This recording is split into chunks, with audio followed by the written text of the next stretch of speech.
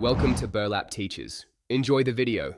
You'll begin by creating a new project and choosing the right instrument template, because that shapes available sounds and controls. Tap the plus icon and pick keyboard, drummer, or audio recorder based on whether you'll program, use loops, or record live. Once done, set tempo, key, and time signature. This helps loops sync and makes editing easier. Make sure the metronome and count-in are enabled if you plan to record with timing. If you're recording vocals or guitar, connect your mic or interface now.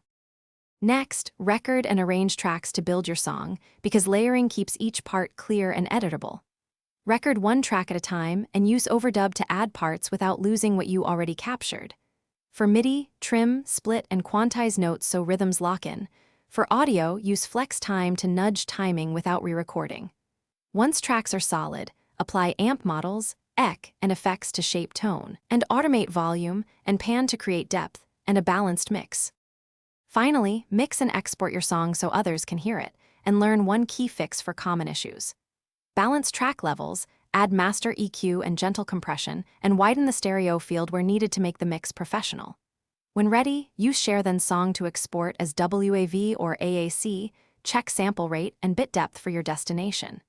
If you experience latency, monitoring lag, or clipping, reduce buffer size, lower input gain, or disable unnecessary effects while recording to prevent distortion.